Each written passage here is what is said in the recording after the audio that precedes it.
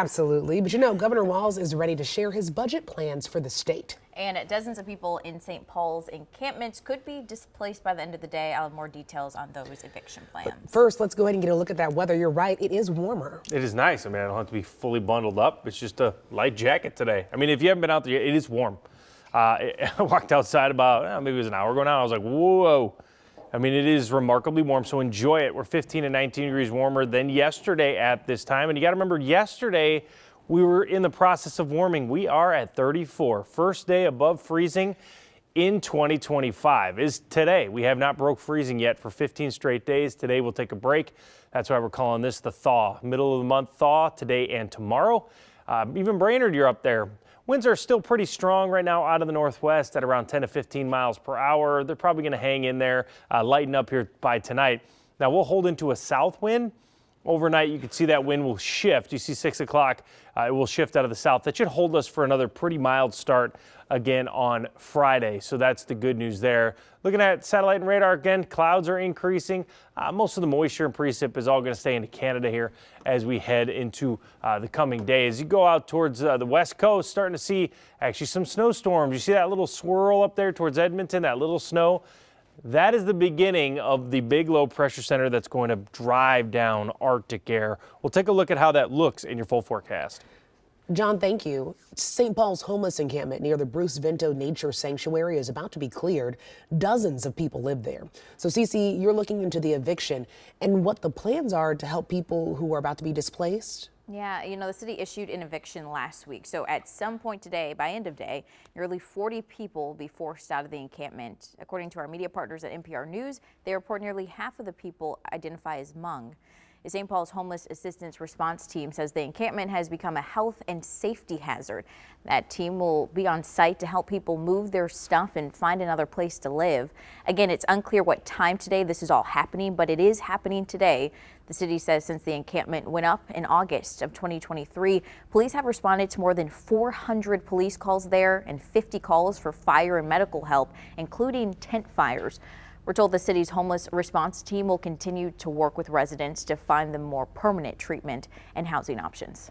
Cece, thank you. And right now, Governor Walz is at the state capitol presenting his 2025 budget. It actually covers the next 2 years of state spending. Now, his administration is proposing a sales tax cut, the first in state history. And today, lawmakers could start introducing the first bills of the new session. We're seeing different approaches in the House and Senate. Drama and legal debates continue in the House, while in the Senate, they're agreeing to a power sharing plan. The chamber is evenly split between Republicans and Democrats, and leaders say they will bring equal membership from each caucus to the 20 committees, along with co-chairs and co-vice chairs. The agreement is temporary until a special election at the end of the month that will give either party a one-seat advantage. Now, that's the seat left vacant after Senator Kari Dziedzic died last month. Less than 24 hours ago, the man accused of shooting at officers in a police chase earlier this week made his first court appearance. It follows new charges and video from the incident. Michelle Beck has what we know so far.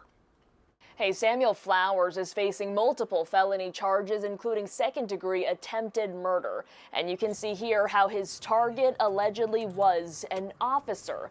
Dashcam video from St. Paul Police shows flashes coming from the 26-year-old's car as an officer radios he's being shot at. In total, about a dozen shots were fired at the fleeing car's back window. That's according to court documents, which also reveal the chase began Monday night when police tried to pull him over for speeding. Flowers eventually crashed into a parked car, leading to his arrest. Authorities say they found a stolen AR-style rifle and suspected drugs. Flowers had been out on bail for a weapons charge. Bail this time is set at $10 million. Back to you. Michelle, thank you. Fridley Public Schools canceled classes for a second day after receiving online threats. Police say they've arrested a 13-year-old boy for the Snapchat threat that forced schools to close yesterday. Officers say they found more threats on social media platforms during their investigation. Families with any information are asked to please speak up. Well, today, Allina Health and a home nurse are facing a lawsuit for some disturbing allegations. Here's what we know so far.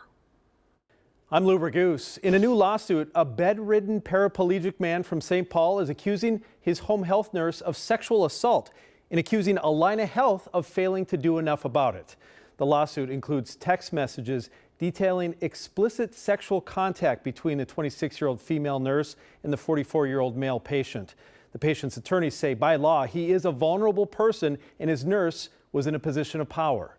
The lawsuit says when Allina received a complaint, they just reassigned the nurse to other patients, where she then worked for another 7 months before the lawsuit was filed. The nurse denies the allegations, and Allina says they dispute the characterization of their actions.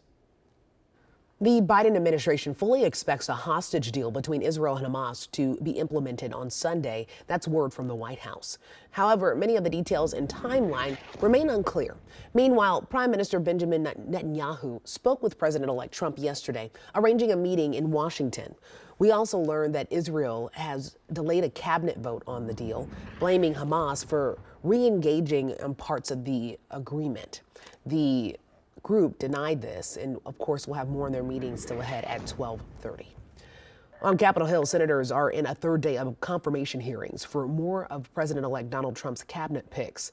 The two big names in the hot seat today are North Dakota Governor Doug Burgum and who's Trump's choice of Interior Secretary, and former Representative Lee Zeldin is also testifying as he looks to become the next administrator of the Environmental Protection Agency. The Senate Judiciary Committee will also return for day 2 of Pam Bondi's hearing, Trump's pick for Attorney General. So far, senators grilled the former Florida AG on her ability to push back against the president-elect. And Bondi replaced Trump's original choice to lead the Justice Department, former Congressman Matt Gaetz. Despite the intense questioning, Republicans expect her to be confirmed. Well, today we're remembering Bob Uecker, affectionately known as Mr. Baseball. He died today at the age of 90. He was an iconic Milwaukee Brewers broadcaster, beloved for his humor and his passion for the game. His career spanned more than 5 decades, and he's been the voice of the Brewers since the early 70s. He was also inducted into the Baseball Hall of Fame in 2003.